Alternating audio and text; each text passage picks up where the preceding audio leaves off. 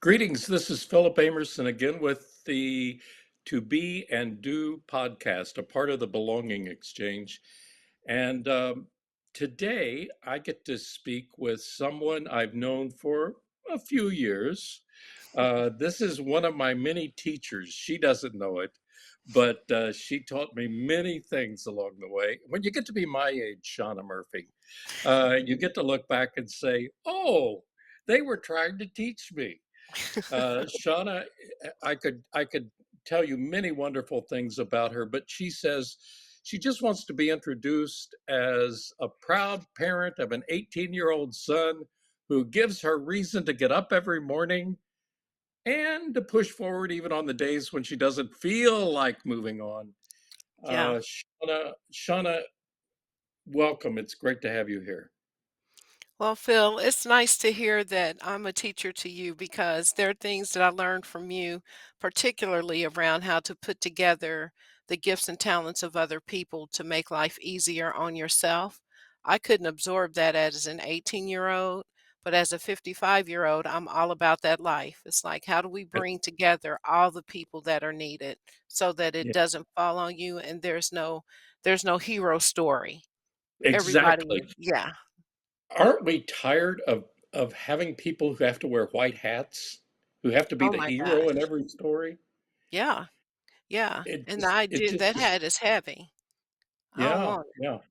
And part of what we learned, I think together, I maybe knew some of this before I knew you, but just to go around the blocks there of your neighborhood, all the talent that was there Mhm. right around Broadway Church. And many people said, oh, that's a low wealth neighborhood. There's no, but man, I get Yeah. to thinking about just an afternoon sitting on the porch with Doris Danner. Oh my gosh, yeah, oh, Mr. Danner. Yeah, And, yeah. or I could go up and down the street. And so tell me what it was like to grow up and live in that neighborhood. Well, in retrospect, I wouldn't change there are some things I would have changed for sure because being poor is not a romantic experience when you're living it, period. Um But that was material poverty. What we did have, and what I remind people who are in social service and even the medical industries that are community based, is that you close every day. Life doesn't close in communities. And There so you when are. things would jump off when the church was closed, we had like Joe Lewis, who lived across the street from the Bridge House. You Yeah. know, Joe came to get a bird out of our house. Of course, he bought a gun, but But, and like you said, Mr. Danner employed kids in the neighborhood, took us out and taught us lawn care things, and those types of invisible economies are not recognized when you are sitting from a helping perch. And so growing up, I was able to learn very quickly that they're good cooks. Do you remember we went to Washington, D.C., and we went on a very short bus? We didn't have a lot of money, but we had more plastic bags of fried chicken and boiled eggs, and so those invisible economies are what strengthened all of us, knowing that at the end of the day, when everything else is closed, your neighbor would be there for you. They might talk bad about you behind your back, but no one was going to let you be without if they had something to give. And the giving was food, but it was also story, it was Mhm, friendship, it mhm. was well, in the case of Mr. Danner, I still remember sitting talking, and all of a sudden I found out he was a Baptist preacher as well, and he could talk theologians that I'd never read. Mhm.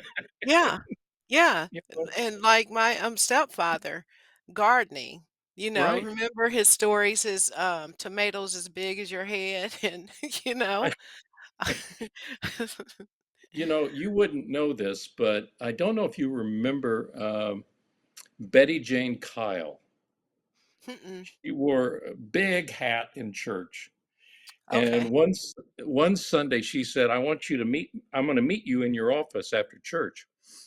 And so she came down and she said, "I want to take you for a walk." Now, Betty Jane was struggling with lung disease, and so she would huff and puff. But she took me for a walk up Park and across on 30th, and then back down through the alley there between Park and Broadway. And she stopped midway through the alley and started pointing to the gardens. Mhm. And then she said, "Now, preacher, until you've seen this church from this point of view, you haven't seen the church." Isn't that something? So she helped me know, even though she still was probably working with an old kind of view of top down, we're going to help these people, Mhm. she also had an appreciation for the gifts that were there. Yeah. Yeah, and the thing is they were invisible to those who were too threatened to see them. So what happens when Yeah, I actually see what you are capable of, what you want to provide, what you are providing, if I've positioned myself as coming in to rescue you from something? And yeah. some of the work that I do with the helpers of the world, the first thing I ask them is, "Who asked you to do this?" Because, Very you good. know, well, they're not showing up for this, they're not doing this, the finger pointing and victim blaming, but it's like, at what who of this group asked you to come in and do any of the things that you're doing, Yeah, you yeah, know? exactly. So, if I remember correctly, you were there during the desegregation days, and your neighbors, you and other kids, were being bused to Decatur Central. Mhm. Yeah, and I think the point of the exercise was to tell us that we were poor, as if we didn't Oh, already know. you know um Educationally, I can't make an argument for or against whether or not it was better just in terms of pure academics, but in terms of social space, what it did was require a degree of resilience of children that should not be required of any human, regardless of oh their my, age. I would yeah. tell people all the time that with the number of students who were either put out or dropped out, there went the cure to AIDS. It was on the street corner because of racism, or just for just being tired. A 40-minute bus ride to and from. I mean, you have to have a mother like Ernestine who's like, I will pop up on the exit ramp to make sure you're on that bus. Not many parents could do that, even if they wanted to. So just the resilience factor. It was not a measure of whether or not, I mean, of course, I'm smart. I didn't need validation from white people to tell me that. Um, but to require that degree of resilience is an unfair proposition for any child. That's right. And there were all of these hidden ways.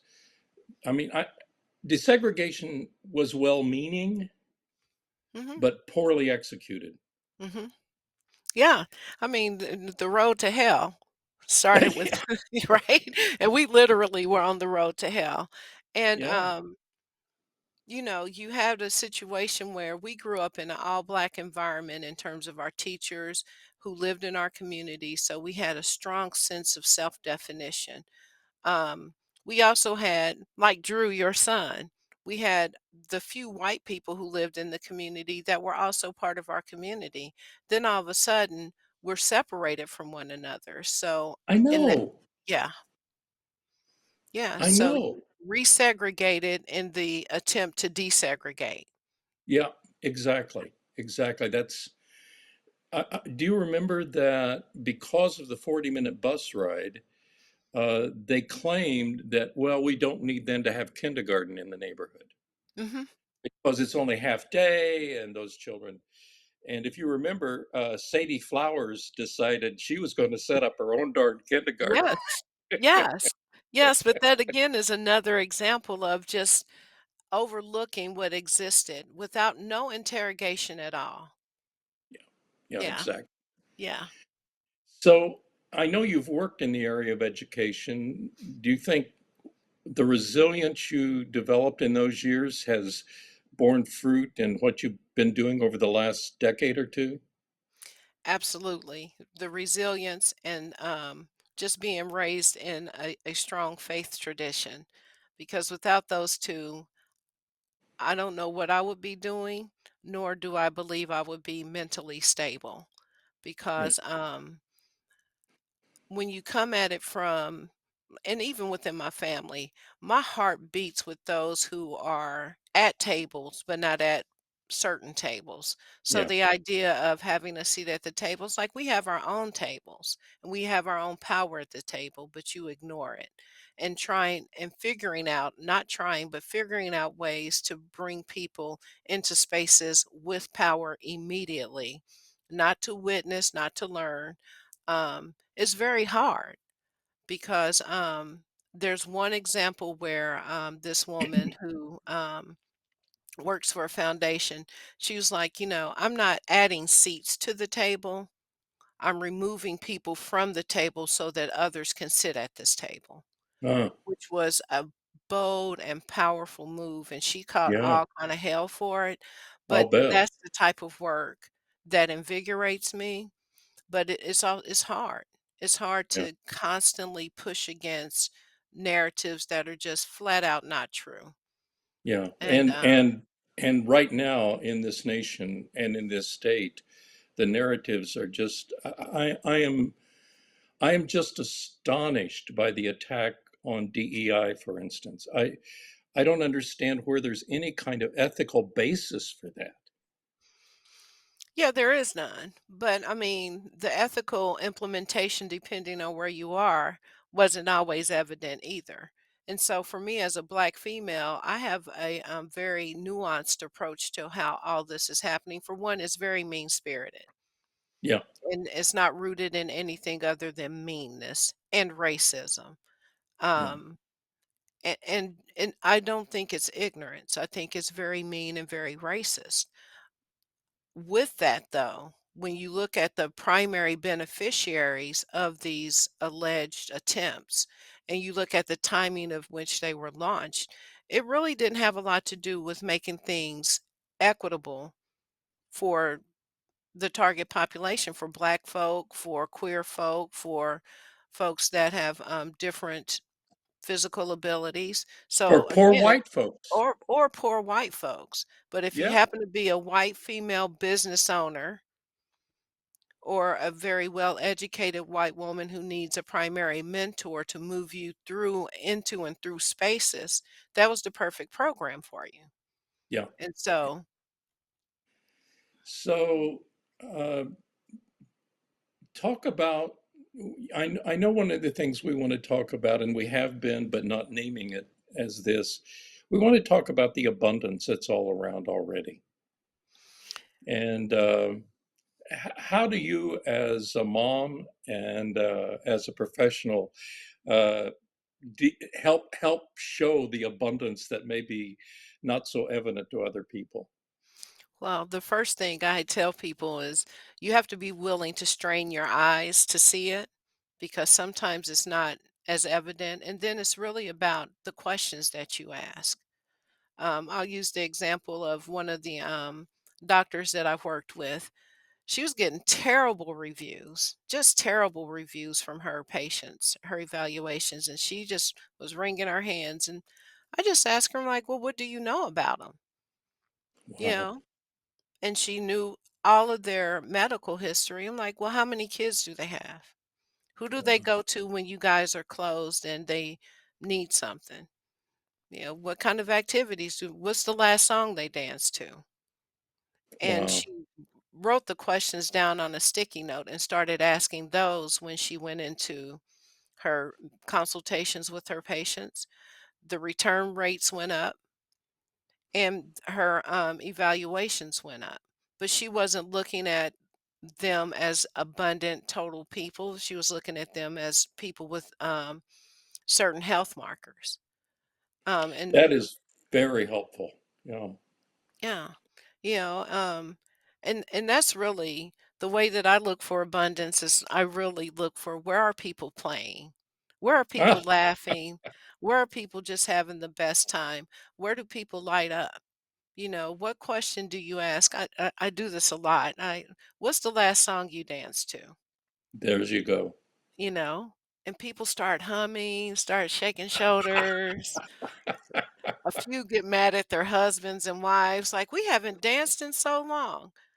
Mhm. But it's a You- go ahead. Go ahead.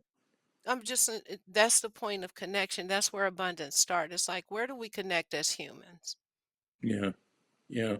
Well, one of the things that I'm concerned about right now is healthcare. Mhm. And you've just mentioned a good illustration. IU Health is supposed to have a health district that somehow is in the neighborhood around. But when I go to certain meetings and I ask what their evaluative markers are, I just get the eyes glaze over. Mhm. There's no sense of how the community uh, enjoys many gifts and shares many gifts, and those are important to health. Yeah. Yeah, it's one of those things like here we have this program that I won't name, but it's like, why are you paying an organization to check blood pressures and blood sugars when I can go and buy everything I need from a CVS to do that myself? Why can't you train the healers that are in communities already and have them do that? They can record the same information and they are fixtures in the community. It's not that hard. But it's about will. Yeah, Dr. John Rich, were you on the trip to visit with him in Philadelphia? No. Or yeah, he was Harvard educated and had been a doctor at Massachusetts General, but he went to Drexel in Philadelphia, and that was his primary concern. Who are the healers that are already here? Mhm, mhm. Who and part of what he pointed out was this was, of course, shortly after Vietnam. He said, "You've got all these young men that are trained as medics already living in these Yes, neighborhoods." yes, yes, yeah, You know, and you build a so whole sh yeah, go ahead. no, no. So that's a part of what we mean. I think what I mean, and I suspect you do too, by the abundance that's all around. Mhm, Uh, the women who know how to cook healthy food, the gardens in the backyards that grow healthier food, mhm. the ways people party together and laugh together, and hold one another accountable to take care of themselves. Yeah. So I'm a part of this group. I have on one of their shirts right now called, GirlTrek, and what they did is they I can't remember how long they've been in existence, but I've been a part of this group for the last 4 years. And all they ask women to get together and walk 30 minutes a day, 5 days a week, because Terrific. isolation is one of the leading causes of death for African American women. And so just to break down the isolate all we do we get out and we go for a walk. You don't have to walk fast, you don't have to walk slow. I shout them out when I can because I was in a really dark place after the murder of Drayshawn Reed and George Floyd, which Right. is why I tapped into this group, and I literally walked myself back to health with lots of prayer and tears and everything, but as a collective, you can do that. The other thing I'll say is that when I started doing the work with, the Eskenazi folks, I refused to work with their intake workers. I would Wow. only work with the people who saw patients Wow. because patients make their decisions on whether or not they're going to come back based on how they're treated by their doctors or their primary care provider. And in that work, we saw great results when we broke down all the things. It started with pointing out your own mission statement does not acknowledge the abundance. Because you talk about the disenfranchised, the this, the this. It's like, how would you like to be described in those ways? Yeah, exactly. You know, It, um, I can go on and on, but the what I'm getting at is that the medical industry could be way more effective and get rid of all these ginormous buildings that they keep building here in Indianapolis if they took the time to spend the time and really talk with people. Take off your white coats, put on some tennis shoes, and just ask questions. the fear factor astounds me because being black, I'll just go in anywhere. If you're gonna kill me down here in Greenwood or wherever, you just gonna do it. But people want to be talked to and acknowledged regardless of their race. Yeah. Yeah. Well, that's what this whole broadcast is about. And thank you for sharing with us today. We're going to talk with Shauna again on an upcoming broadcast. And I think you can tell why she's here because this is the belonging exchange, where we say that relationship is more important than any kind of rational thing you can bring. Mhm. And interrelatedness is maybe more important. Interdependence is more important than independence. And so, Shauna, thank you for being with us today. And we're going to talk with you again on the next podcast. Philip Amerson and Shauna Murphy with the Belonging Exchange to Be and Do podcast.